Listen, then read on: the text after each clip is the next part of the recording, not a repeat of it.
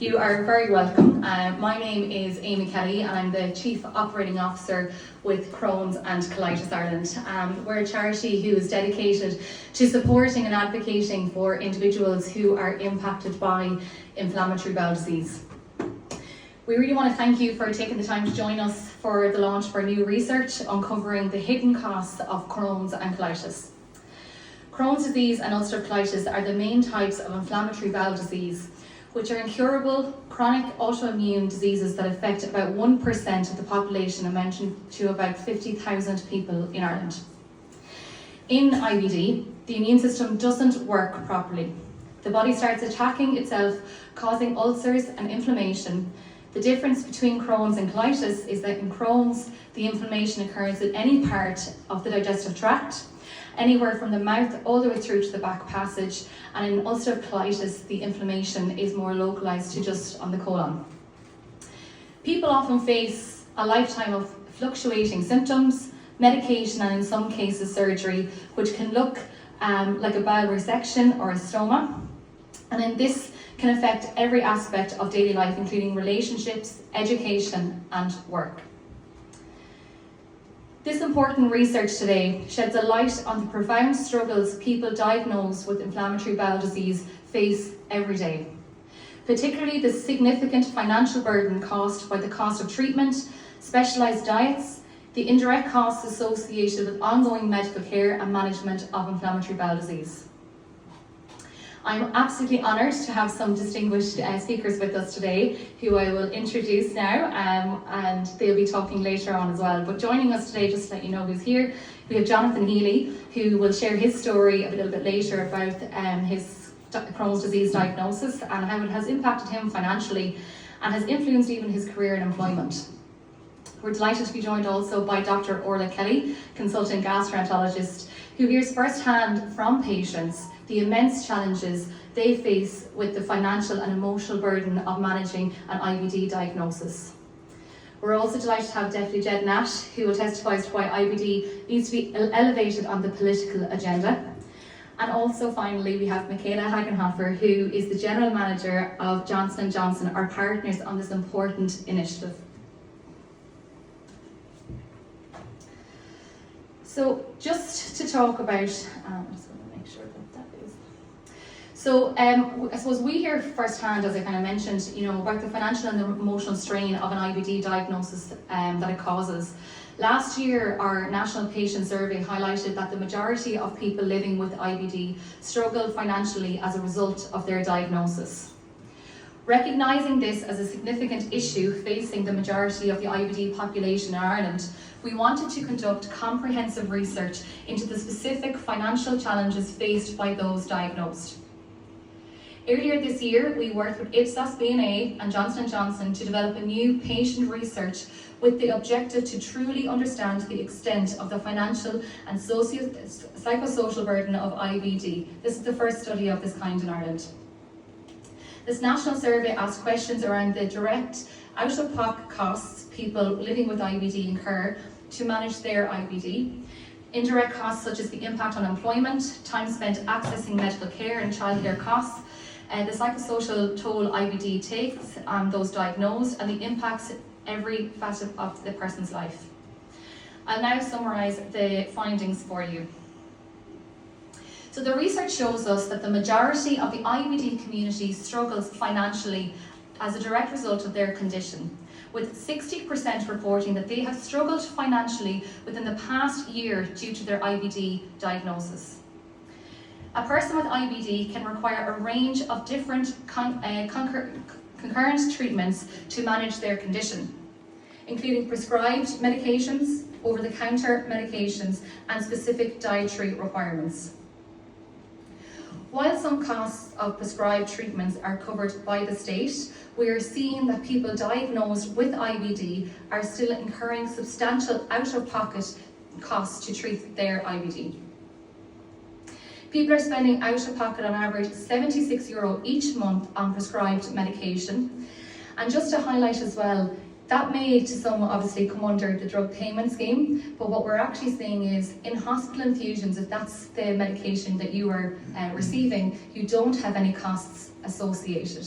So there's already an inequality in the treatment of care with inflammatory bowel disease. I have Crohn's myself, and I get an injection once a week, and I pay €80 a month to have that administered at home. But if I had been prescribed an infusion, I actually would have got that covered by the hospital charges. So that's not fair, and that needs to be addressed. We also see that a further 38% each month on additional necessary over-the-counter medications. And this works, and then that works out at an average of €114 per month, or €1,368 per year. Although it doesn't cause IBD, diet does play a huge role in the management of inflammatory bowel disease. We're seeing that these dietary needs are having a huge financial impact on people as well, costing an average of €157 per month, on top of what people are already spending on groceries and necessities. When you look at this together, that's an extra €3,252 that a person has to pay on treatment alone, not taking additional costs of healthcare appointments, tests into consideration, and also things like counselling or access to dietetic support. The management of IBD also requires ongoing engagement with healthcare services.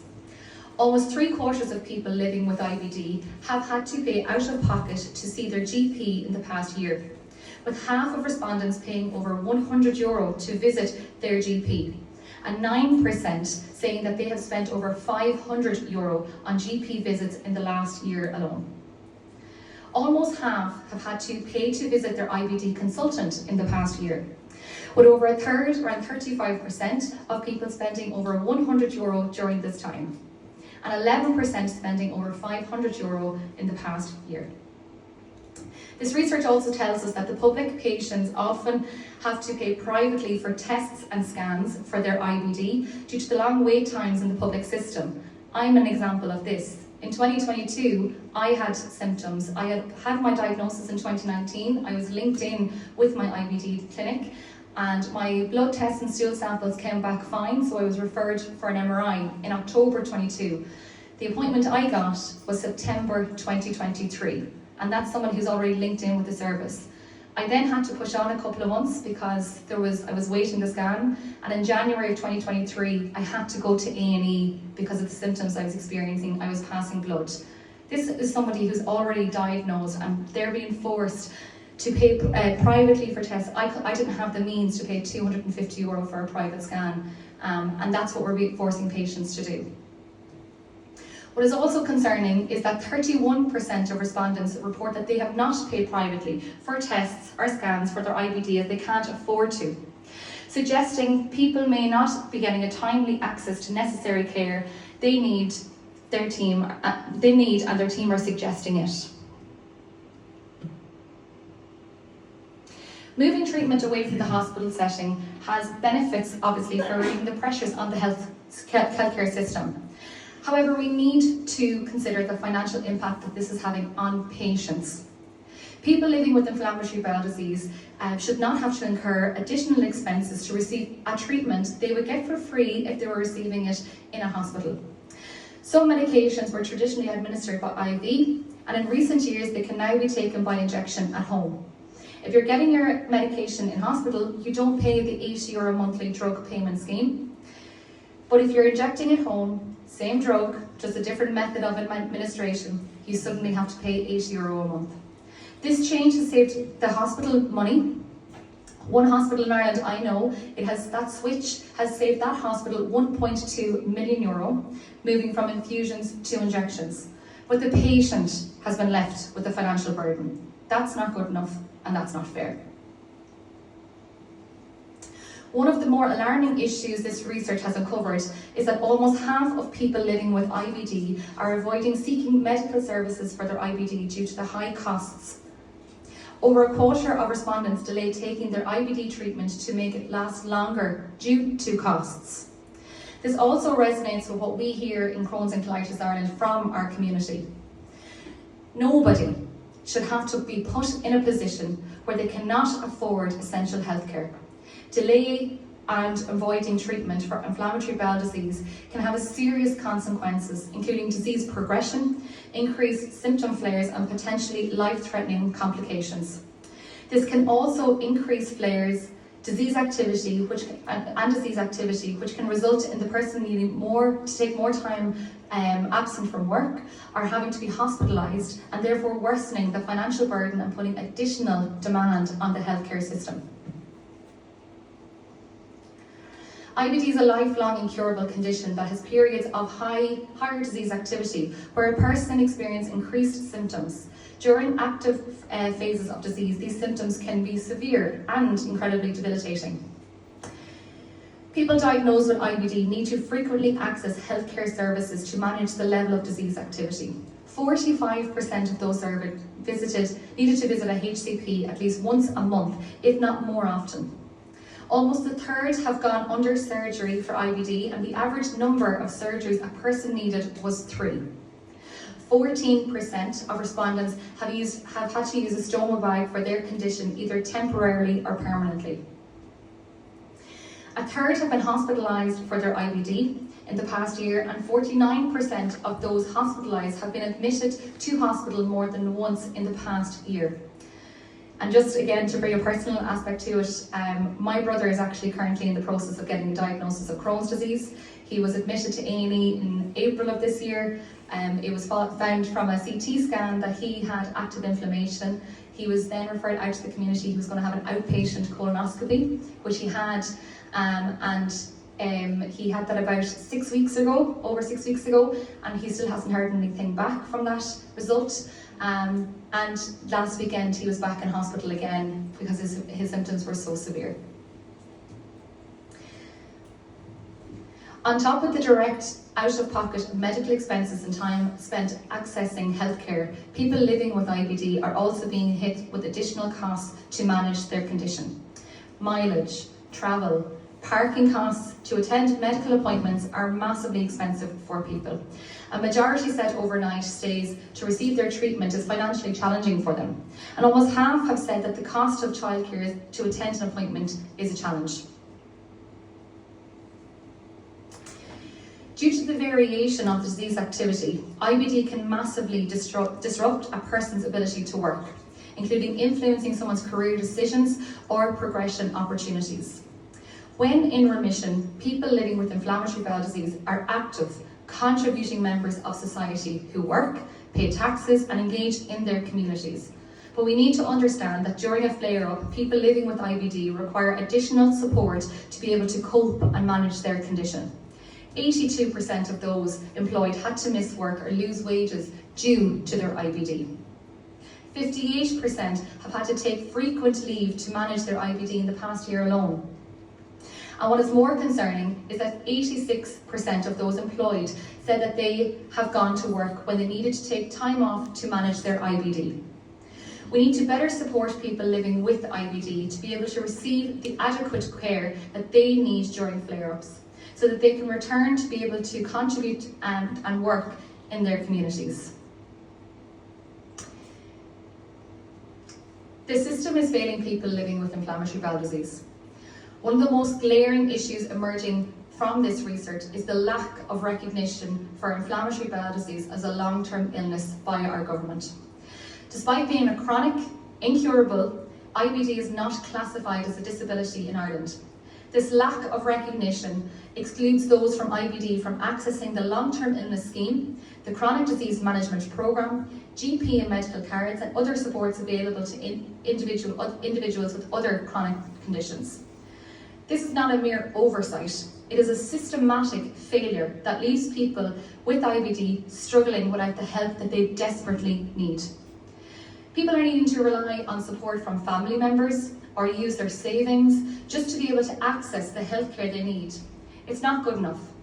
And when there are existing programs in place that could help.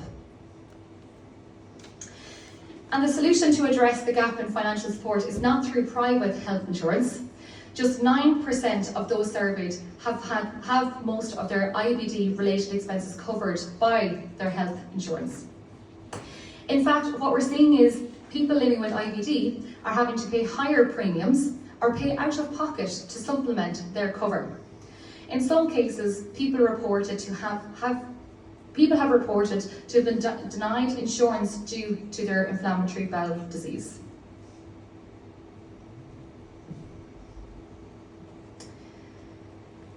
People living with inflammatory bowel disease need the recognition that they deserve.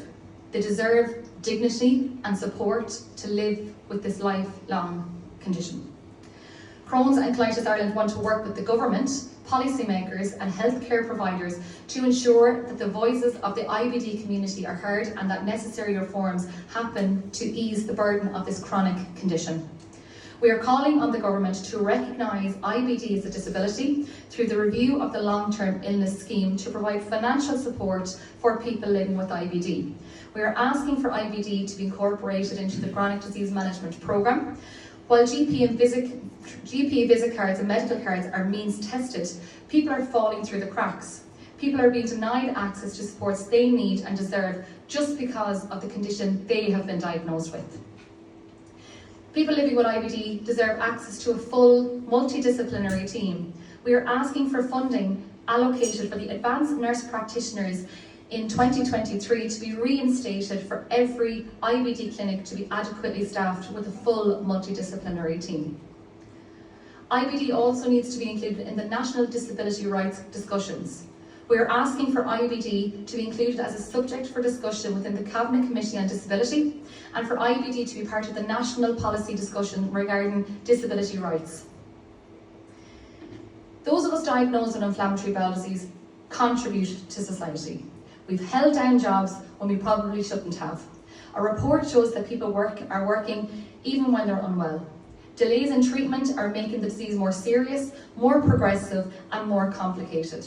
All because people aren't getting the treatment they need and it all is coming back to cost. We're conscious. We want support, especially when we need it most. Instead, when we are at times of flare, what we're getting from the government is fend for yourself, and that's not good enough. I'm tired of people with IBD being left behind, not supported and not recognised. This is a lifelong condition. It's incurable. Yes, there are times of remission, but there are also times of flare, and none of us know when those will hit. It's like having something hanging over your shoulder at all times. All we're asking is that when we are unwell, the government is there to support us. It is not fair just because I have inflammatory bowel disease and the other 50,000 also diagnosed with inflammatory bowel disease and not one of the conditions already on the long-term illness scheme that I have to pay out of pocket. That's not right. The conditions already on the scheme deserve to be supported, absolutely, but why not us?